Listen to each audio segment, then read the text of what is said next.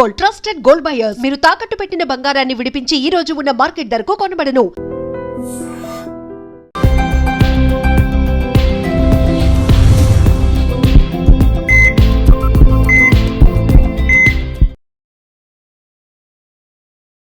నమస్తే, welcome to healthy conversations with IT media. నేను మీ Jhansi. So ఈ రోజు మనతో ఉన్నారు వంటింటి చిట్కాలకు కేర్ ఆఫ్ అడ్రస్ అయిన మధుసూదన్ శర్మ గారు, ఎండి ఇన్ ఆయుర్వేద.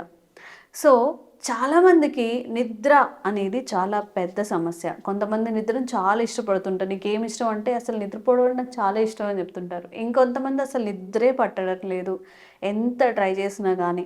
మరి ఈ నిద్రలేమి సమస్యకు మనం ఎలా చెక్ పెట్టచ్చు? ఒక పీస్ఫుల్గా డీప్ స్లీప్ మళ్ళీ మనం ఎక్స్పీరియన్స్ చేయాలంటే ఏం చేయాల్సి ఉంటుంది ఈరోజు తెలుసుకుందాం. నమస్తే సార్. నమస్తే. సో చాలామందికి నిద్ర పట్టడం అనేది చాలా పెద్ద సమస్య.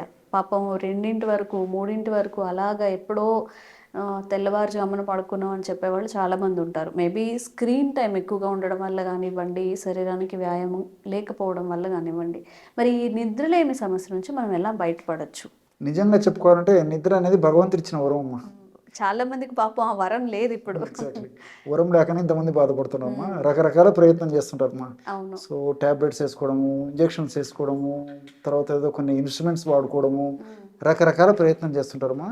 సో కొంతమంది యొక్క నిద్రలేమితంతో భరించలేక వాళ్ళకు ఇష్టం ఉన్నా లేకపోయినా, ఎక్కువ శాతం మంది ఇష్టం లేకపోయినటువంటి వాళ్ళు కూడా ఆ కంఫర్టబిలిటీ కోసం, మానసిక ప్రశాంతత కోసము చక్కగా నిద్రపోతే వాళ్ళకు ఉన్నటువంటి ఆ శారీరక బాధలు, మానసిక బాధలు పోతాయనేటువంటి ఉద్దేశంతో వాళ్ళు ఆల్కహాల్ కూడా అలవాటు చేసుకుంటారమ్మా.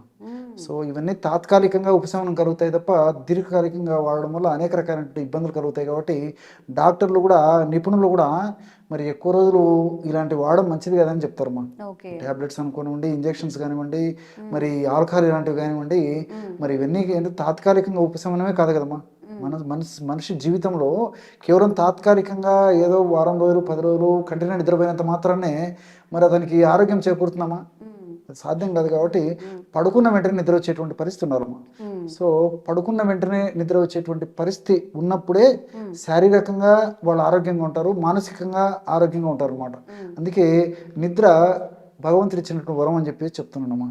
సో కంటి నిండా నిద్రపోతే ఒంటి నిండా ఆరోగ్యం. సో ఈ రోజుల్లో చిన్నపిల్లల నుంచి మరి పెద్దల వరకు కూడా కంటి నిండా ఎంతమంది నిద్రపోతున్నారమ్మా? మరి ఎంతమందికి ఒంటి నిండా ఆరోగ్యం ఉంటుందమ్మా? చిన్నపిల్లల నుంచి పెద్దల వరకు ఏదో ఒక సమస్య.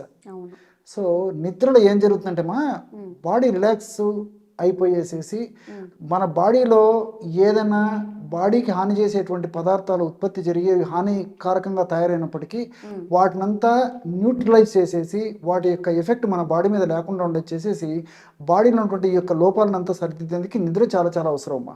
సో ప్రతి కణానికి రెస్ట్ అవసరం, అదేవిధంగా అవయవానికి రెస్ట్ అవసరము, కణజాలానికి రెస్ట్ అవసరము.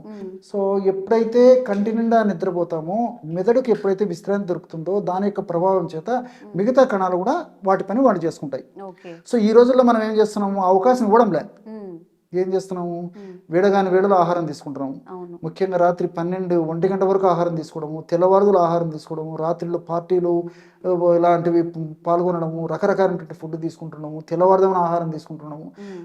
పొద్దున 6 నుంచి 24 గంటల్లో ఆహారం తీసుకునే పరిస్థితి, ఒక టైం ఉండదు, ఒక పద్ధతి ఉండదు, ఒక లిమిటేషన్ ఉండదు. శరీరానికి ఉపయోగపడతాయో కావనేటువంటి పద్ధతులు ఆలోచన చేయకుండా, పోషకభరితమైనటువంటి ఆహారమా కాదనేటువంటి ఆలోచన చేయకుండా మరి ఈ సమాజ పోకడలో భాగంగా చాలామంది కూడా ఇదే పద్ధతి అవలంబిస్తున్నారు అన్నమాట. సో బాడీకి ఎప్పుడైతే రిలాక్సేషన్ దొరకదో అప్పుడు నిద్ర కూడా రాదమ్మా. సో నిద్రపోయినప్పటికీ తృప్తికరమైన నిద్ర ఉండదు. నిద్రలో కూడా క్వాలిటీ ఆఫ్ స్లీప్ చాలా ముఖ్యమ్మా. సో ఎన్ని గంటలు నిద్రపోయామనే దానితో పాటు ఎంత క్వాలిటీగా నిద్రపోయామనేది కూడా అవసరం అన్నమాట.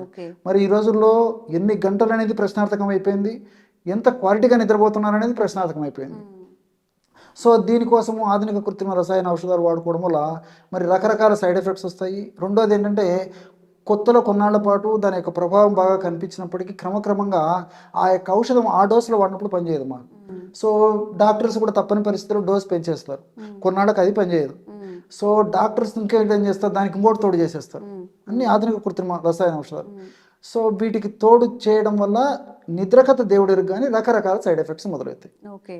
సో ఈ నేపథ్యంలో మరి జీవన శైలిని జాగ్రత్త పరచుకోవాలి, మార్చుకోవాలి, ఆహార విధి విధానాలు మార్చుకోవాలి, మానసిక ఒత్తిడిని తగ్గించుకోవడానికి యోగా ఇలాంటివి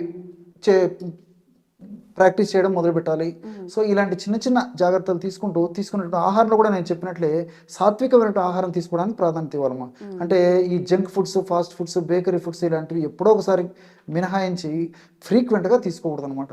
ప్రకృతి ఇచ్చినటువంటి ఆహారాన్ని రోజు మనం తీసుకునే ఆహారంలో కనీసం 40% తీసుకోగలిగితే నిద్ర చక్కగా వస్తుంది.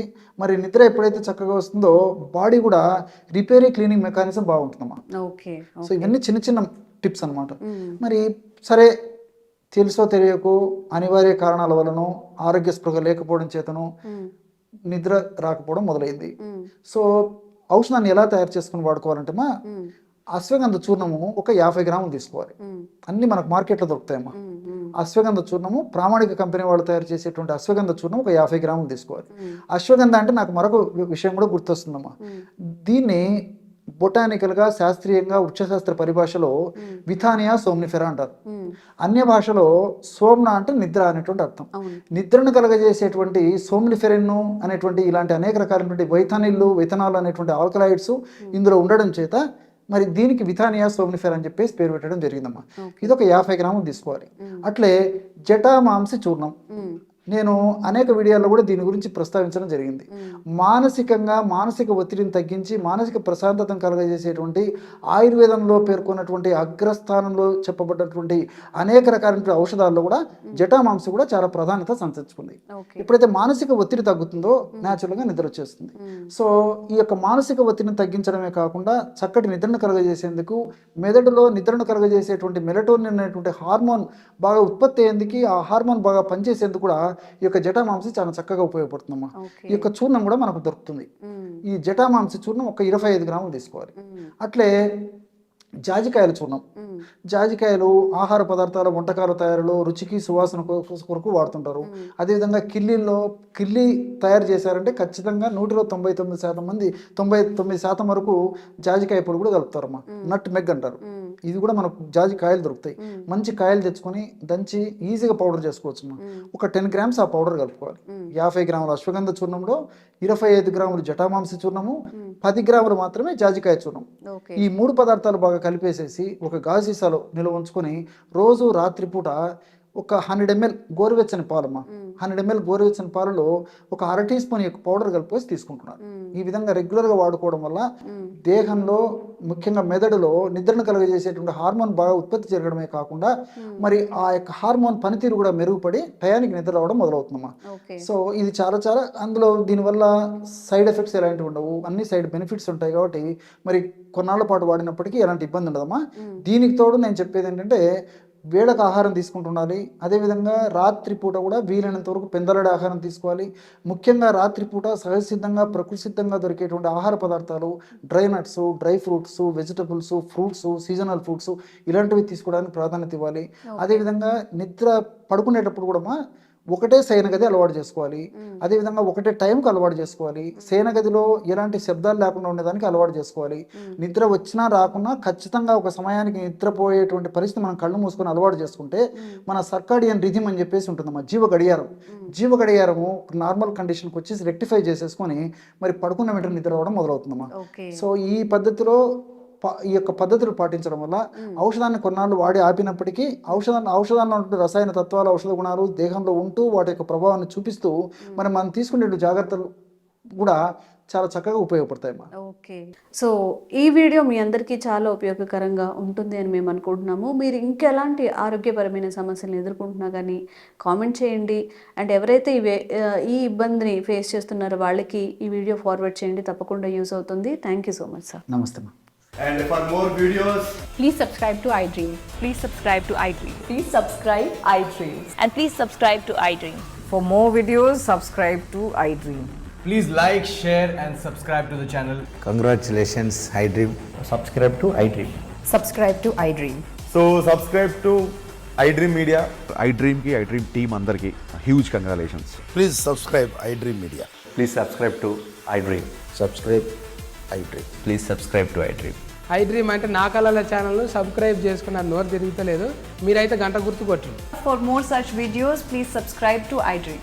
Subscribe to iDream. Please subscribe to iDream. Please subscribe iDream Media. Please do subscribe to iDream. Please subscribe to iDream Media. For best entertainment and information, please subscribe iDream. And don't forget to subscribe to iDream.